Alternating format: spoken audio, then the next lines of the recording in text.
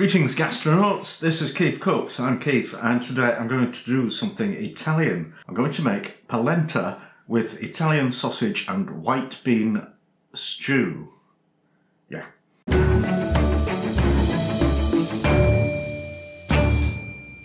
Couple of shout outs before we do that. First one to my new Patreon fan, Marta Kuplinska, and one to Mike Jones, who requested that I do more Floyd recipes. Because you may have seen last year I did 4 or 5 videos based on Floyd on France, Keith Floyd, the legend. I fancied doing some Italian recipes that aren't pizza or pasta. So I got this, Floyd on Italy. I came, I saw, I cooked, oh yeah. But there's actually nothing in there that grabs my attention. I also need to shout out Jonathan Cook, because he did actually request something akin to this. Polenta with a cheesy sauce and sausage and bean stew. So when I say it's Italian sausage and bean stew, I don't mean entirely that, because you know how protective Italians get about their cuisine. Yeah, they do.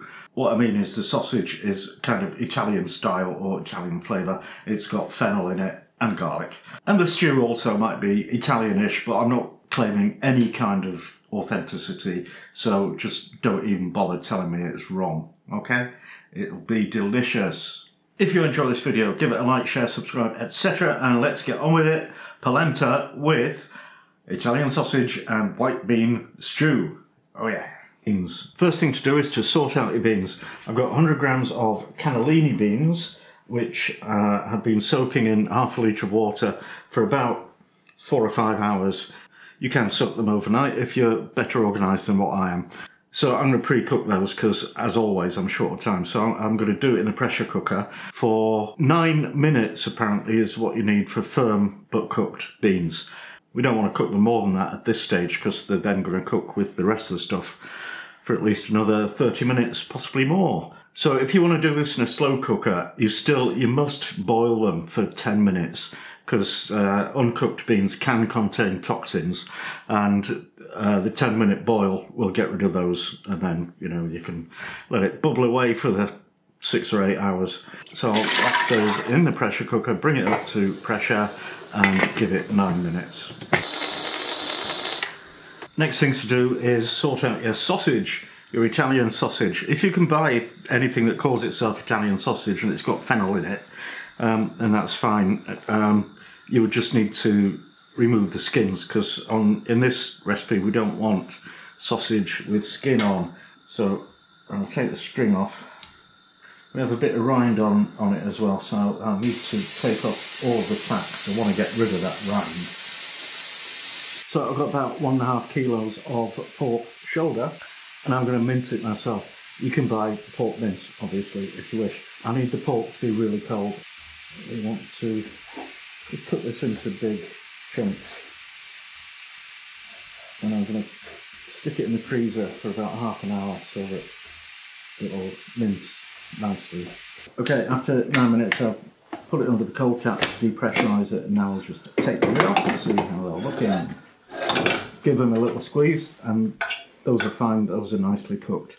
So we'll drain those and pop them in cold water until we need them. Okay, time to mince the pork. So I've got the coarse plate attached, and we'll just bung it all through. Now it's pretty much all gone through, but there's always a bit at the end that you can't get. So what I've done in the past is use some stale bread and put that down. But I'm just looking at this recipe where it says use a bit of plastic film. I've never come across that before, so I'm going to try it. Not very hopeful, but here goes.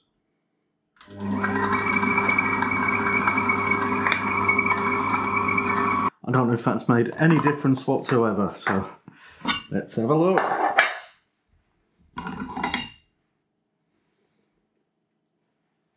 Well, there it is. I suppose that kind of works. This is just a load of fat, which I'll... Right, now I'm going to use the medium plate and whack it all through again.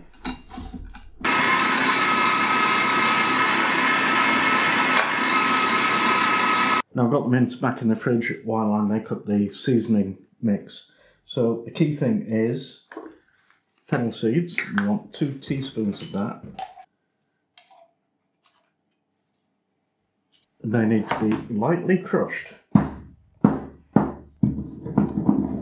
Smell that lovely aniseedy aroma already. And you need 4 cloves of garlic. These are a bit titchy, but you know, I'm not insanely keen on garlic these days. But you know, if you want more, add more. Right, so get yourself a jar with a screw top, and we'll have 3 teaspoons of salt, 1 teaspoon of black pepper, the fennel seeds, 2 teaspoons of paprika, teaspoon of red chili flakes, and half a teaspoon of ground coriander, and the garlic. Put the lid on and give it a really good shake. Now get your meat out of the fridge and mix in the seasoning. Now I'm going to grab some of the sausage mixture. I think about, well, it's about 300 grams, that'll be enough. And I'll stuff those into sausage casings at my leisure. So that's not anything to do with this now. Now I'll just flatten this. It's about 1 centimetre thick, about ½ an inch.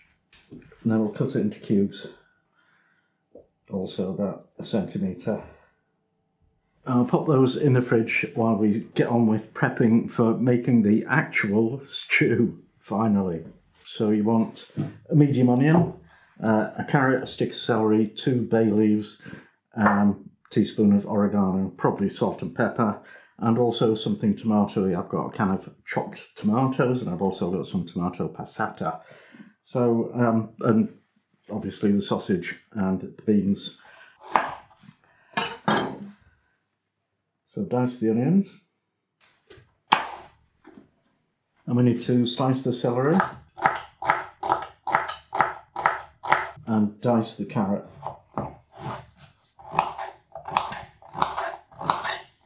Now, over to the stove. So we want some oil in a pan, and the temptation with Italian dishes is to reach for the olive oil. That can be fine as long as you don't get it too hot, because that destroys the benefits of using olive oil. So gently heat the oil and add the onions and cook those for about 5 minutes. Then we can add the chunks of sausage and let those cook for a few minutes, and we do want those to go brown.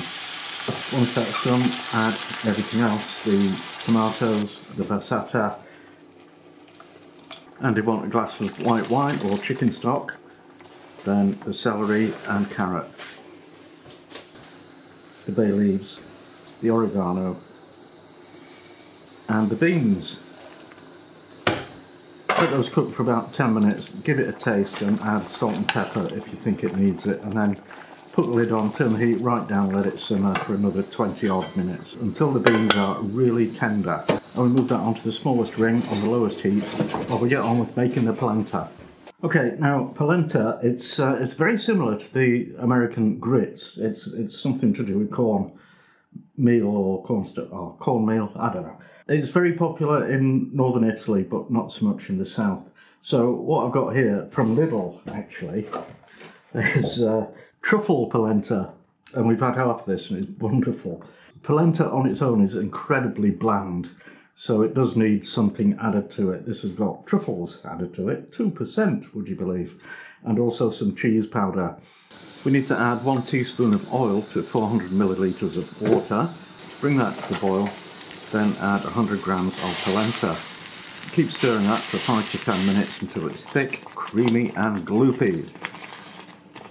Now, there we go, nice thick gloopy polenta, and you can eat it like that straight away, or you can tip it out onto a tray and let it set, slice it and fry it, which is a bit wonderful. Right, it's been 5 or 10 minutes. It's still steaming a bit, but it's also set enough for us to fry it. So we'll just slice a couple of bits off. Heat some oil in the frying pan, not too hot, and then put them in and cook them for a couple of minutes each side so nice and golden brown.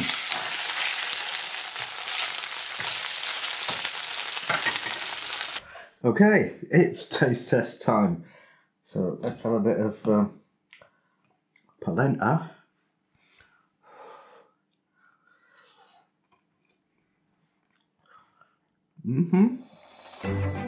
Yeah, that's all right, but it really does need a bit of salt.